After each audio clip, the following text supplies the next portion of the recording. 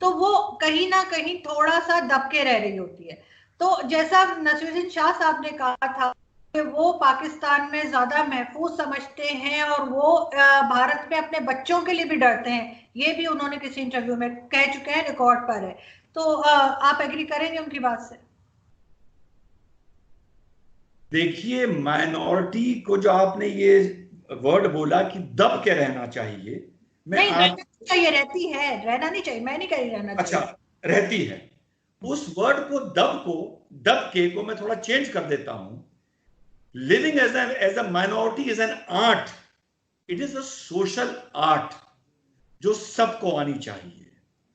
फर्क इतना है कि इंडिया में जब हमारा पार्टीशन हो गया on grounds of religion, population के आधार पर जब square fit area East Pakistan and West Pakistan create कर दिया गया, army, tanks, weapons, economy, assets के भी डिस्ट्रीब्यूशन हो गए, लाइब्रेरी में रखी हुई किताबों तक के डिस्ट्रीब्यूशन हो गए, and India became an secular nation, then क्या ये जस्टिफाइड है आजादी की लड़ाई के नाम पर मुसलमानों के एक बड़े वर्ग ने एक आवाज उठाई, उनको एक इस्लामिक मुल्क मिल गया, उन्हें हरा झंडा मिल गया, उन्हें चांद तारा मिल गया, अब हम बचे हिंदुस्तान में रहने वाले मुसलमान।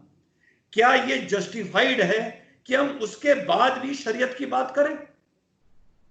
क्या ये जस्टिफाइड है उसके बाद भी रिलीजन फर्स्ट की बात करें?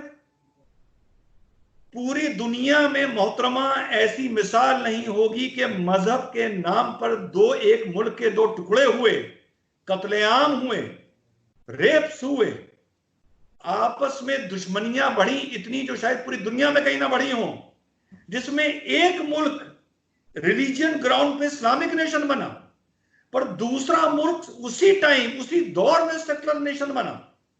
उसने फंडामेंटल राइट्स अपने पूरे मुल्क के हर बाशिंदे को बराबर दी। 1955 में जब हिंदू शास्त्रों को, मनुस्मृति को किनारे हटाकर मॉडर्न लॉ अडॉप्ट किया गया, तो 1955 में हिंदुओं ने इसका ऑब्जेक्ट किया थोड़ा बहुत, लेकिन फिर वो मान गए महीने 2 महीने के डिलिब्रेशन के बाद। मुसलमानों ने पर्सनल लॉ में शरीयत के लिए क्यों चैलेंज किया? मुसलमान बतौर मुसलमान मुझे हिंदुस्तान में हिंदुस्तान की सरकारों से बनिस्बत मजहब के नजरिए से मुझे कुछ नहीं चाहिए। नमाज चाहिए, रोजा चाहिए, हज पे जाने की इजाजत चाहिए, ईद बकरीद पे मुझे छुट्टी चाहिए, मैं दाढ़ी रखना चाहूं मुझे दाढ़ी रखना दिया जाए, अजान देना चाहूं मुझे अजान देना दिया जाए, बस। इसके अलावा क्या जो मेरे डोमेस्टिक चीजें हैं, हमारी मैरिज है, डिवोर्स है, प्रॉपर्टी है, इनहेरिटेंस है, इस पे अगर हम मॉडर्न लॉ अडॉप्ट कर लेते तो क्या फर्क पड़ जाता? पर हमारे नेताओं ने, मुस्लिम उलेमाओं ने, मुस्लिम पढ़े लिखों ने नहीं करी। शाहबानों का केस हुआ, सुप्रीम कोर्ट को राजीव गांधी पर प्रेशर डाल के ओवररूल कराया। अब अगर कल को हिंदू बीच प्रेशर डाल के गवर्नमेंट पर सुप्रीम कोर्ट को ओवररूल कराता है तो आप कैसे उसको गलत कह सकते हैं? We have lived in this country with absolute rights. और बात नसीर साहब की, नसीर साहब मेरे खालाजाद भाई हैं, मेरे बड़े भाई हैं, लेकिन अगर वो ये कहते हैं कि वो पाकिस्तान में ज्यादा महफूज हैं, तो मैं कहूंगा ईमानदारी से, then he should pack his bags and go to Pakistan. यहां मैं पाकिस्तान एज अ नेशन की बात कर रहा हूं, not as a enemy nation. अगर वो कहते मैं सऊदी अरेबिया में ज्यादा महफूज हूं, तो मैं कहता भाई आप सऊदी अरेबिया चले जाइए। इंडिया ने नसीर साहब को क्या नहीं दिया? नसीर साहब के बड़े भाई को, जनरल जमीरुद्दीन शाह साहब को हमारे देश ने क्या नहीं दिया? He retired as senior deputy chief of army staff as lieutenant general. उनकी औलादों को क्या नहीं दिया? रिजवान अहमद को क्या नहीं दिया?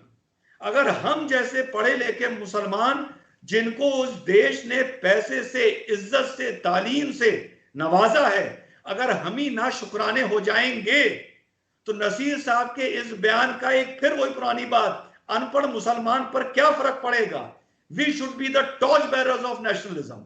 we can have political differences with Narendra Modi, but ये कहना कितनी बार, अच्छा जब एक आदमी आप ये कहती हैं कि मैं महफूज नहीं हूं, मान लीजिए कराची में महफूज नहीं हूं, तो आपको उसके साथ 2 या 3 मिसाल तो देनी पड़ेगी ना कि एक बार मैं रात को आ रही थी 10 बजे, मेरा 4 आदमियों ने मेरी गाड़ी रोक ली, मेरी गाड़ी के शीशे तोड़ दिए, रोक के मेरा पर्स छीन लिया, वगैरह वगैरह वगैरह। नसीर साहब ने जब ये बात बोली कि वो देश में महफूज नहीं है, क्या वो और उनकी फर्स्ट फैमिली मींस वो और उनके बच्चे, क्या सब मिलके 3 ऐसी मिसाल दे सकते हैं जब मुंबई में या देश के किसी कोने में उनको इज्जत ना मिली हो, उन्हें प्यार ना मिला हो, या उन पर अटैक हुआ हो, या उनके घर के दरवाजे तोड़े गए हो क्योंकि वो मुसलमान थे? ऐसे मुसलमानों ने एक आम गरीब अनपढ़ मुसलमान के लिए इस देश में ज्यादा समस्या खड़ी कर रखी है बनिस्बत हमारे मौलानाओं के। लेकिन सर सिर्फ नसीर साहब ही तो नहीं है, शबाना आजमी साहिबा का भी आया था कि वो कहीं घर लेना चाह रही थी और कहा कि जी हम किसी मुसलमान को घर नहीं देंगे। तो ये चीज भी उस पर रिकॉर्ड पे मौजूद है, आप चेक कर सकते हैं। तो ये कोई अकेला इन्हीं का केस नहीं है, उन्होंने भी ये बात की है, शबाना आजमी साहिबा ने भी ये बात की है। बिल्कुल मैं मानता हूं की है, लेकिन जैसा मैंने आपसे बताया कि वी एज इंडियन मुस्लिम्स, हम लोग को as art of minority living नहीं आई। आजादी की लड़ाई और बंटवारे के बाद भी we wanted to create a Muslim identity. हम लोगों ने नेशनलिस्ट आइडेंटिटी क्रिएट करने की नहीं सोची। हम लोग छोटी छोटी चीज को, बुरा ना मानिएगा मोहतरमा हैं, हम लोग अपने मुंह से मां बहनों की गालियां निकाल देते हैं, लेकिन भारत माता बोलने में हमारे मुंह में छाले पड़ जाते हैं। हम अपने मुंह से किसी को कोस सकते हैं, लेकिन वंदे मातरम बोलने में हमारे मुंह में छाले पड़ जाते हैं। तो जब आप अपनी आइडेंटिटी क्रिएट करेंगे और उस आइडेंटिटी को आप एक न्यूज